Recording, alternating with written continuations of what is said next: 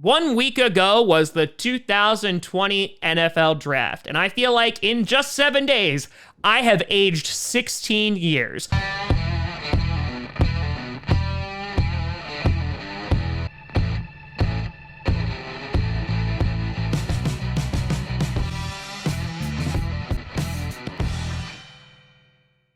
Grossi Posse Packer Nation. Welcome to an episode of Packast, the podcast where you don't have to be a Packers fan, but it sure does help. I'm your host, Tom. My hairline has hated this draft. Grossi.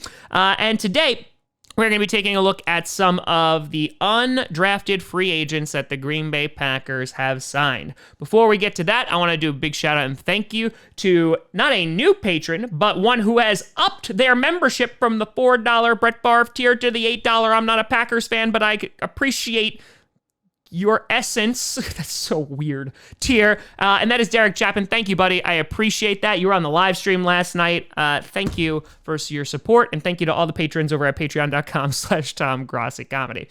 So yeah, the Green Bay Packers made it official yesterday by signing 15 undrafted free agents. We technically have one more roster spot to fill for the 90-man roster. I would imagine there's a good shot that Tramon Williams comes back and fills that spot since we didn't go and get a cornerback in the draft, but who knows what the Packers are thinking. Obviously, they have to think that Josh Jackson's going to do something at some point. Please do something. But what we're going to do, instead of going through all 15 of these guys, I'm going to kind of highlight some of the main guys that I think have a shot at making the roster and making an impact. So with that being said, let's look at the first guy who I think has a shot at making the roster. And number one, that is Chris Barnes, the inside linebacker from UCLA. 6'1", 235 pounds. Chip Kelly absolutely praised this guy in like every single interview, saying that he was a leader in the locker room. He was the glue that held the team together. He had the kind of presence that you want on your football team. But let's look at what he actually did on the field. 2019 had 48 solo tackles, 9.5 for a loss, 4 sacks, 1 interception, and 7 passes defended. He led the team in tackles for a loss and also with passes defended. Guy has a strong motor. Every interview I read about him says the guy just wants a shot. And I think he can definitely make a practice squad spot. He's going to have a chance to compete, obviously, with Kirksey there. You also have Morton there, who he just drafted. Oren Burks, who knows what's going on with that. He will get a shot. And I think he could potentially maybe sneak onto a roster, but we're going to have to see how he does in camp. But yeah, Chris Barnes is a name I would definitely look out for. Then another guy that a lot of Packer fans reached out to me about and said, oh, you were talking about Reggie No Butter Bagleton yesterday. Here's another Canadian for you, and that is Marc-Antoine Dequoy. That's such a phenomenal name. The cornerback from the University of Montreal. And the reason why people were telling me to check him out is because on his pro day, he ran a 4.35 40. That's fast. And apparently during his pro day, he also had the flu. He thought he had coronavirus, but thankfully he didn't. He just had the flu, and he still did pretty damn good. In 2019, had 37.5 tackles, 1 pass defended, and 3 interception, and that was just in 8 games. He wound up getting injured. He has talked about that if this doesn't work out, he's just going to go to the CFL, but this kind of speed, he has the size, he has the speed. I think that, you give him a shot. It's just those tangibles that, could potentially fit him on the roster. We do need some depth at cornerback. And with that kind of speed, again, for me, maybe a practice squad spot. But, he definitely turned some heads at his pro day. The next guy I was taking a look at was Tipa Galeai. Yeah, I think I got that right. Galeai? Yeah, it's with a G. It was confusing. I had to practice a lot for that name. The linebacker from Utah State.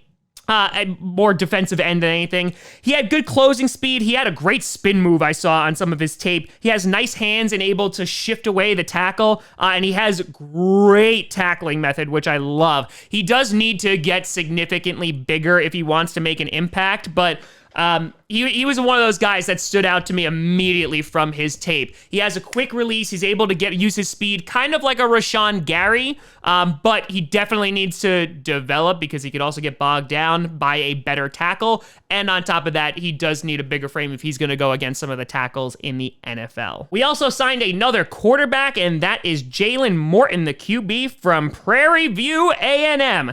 Guy has a damn big arm, can launch the ball over 60 yards. He was injured in 2019 in 8 games, went 122 for 205 with 59.5% completion rating, so that's not good. Threw for a little over 1,800 yards, 15 touchdowns, 10 interceptions, and 6 rushing touchdowns. Obviously, we got rid of Manny Wilkins. Tim Boyle, who knows what's going to happen with him? I don't know if we're going to we might keep 3 QBs on the roster this year.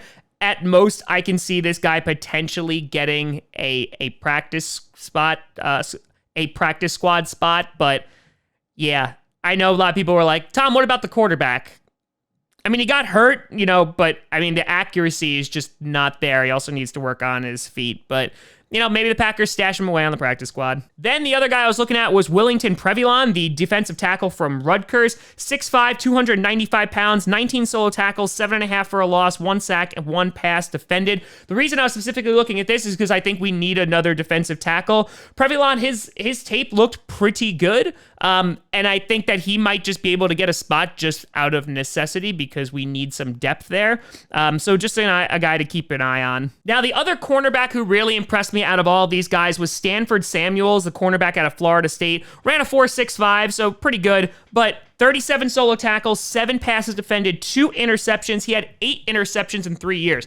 Guy is a bit of a ball hawk, and that's what drew me to him, is the guy is constantly causing turnovers. He had 4 interceptions back in 2018.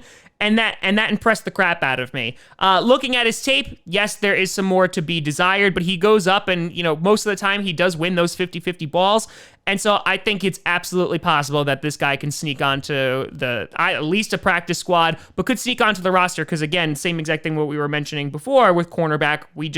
We need the depth. Finally, the other guy who caught my eye was the running back that we picked up out of this group, and that is Patrick Taylor, the running back from Memphis.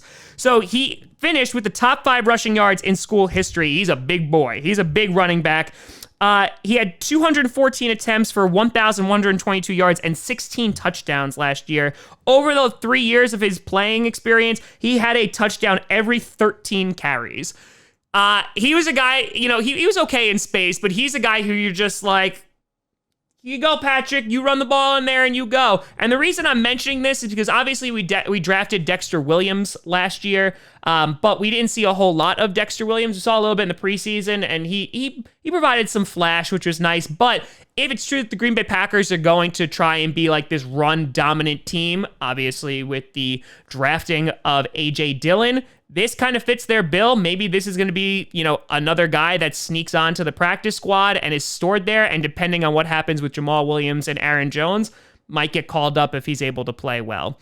But out of those 15 guys, besides obviously Darryl Stewart, that we already did a video on, those are the ones that really caught my eye. Obviously, we're kind of just looking for the next big thing for undrafted free agents, and I think that there are some definite guys with development who could make an impact on this team, but we will have to wait and see. Who knows when camp is going to happen, so it's just going to be craziness until then. But let me know what you think down in the comments below. Did one of these other guys catch your eye? Let me know. You can always find me at TomGrossiComedy.com or at TomGrossiComedy on all social media. See down below. Check out Packast on SoundCloud, iTunes, Google Play Music, Spotify, and of course YouTube. And a big shout and thank you to all the Patreon members over at patreon.com/TomGrossiComedy. But thank you so much for watching. I'm Tom Grossi. And as always, go Pack Go.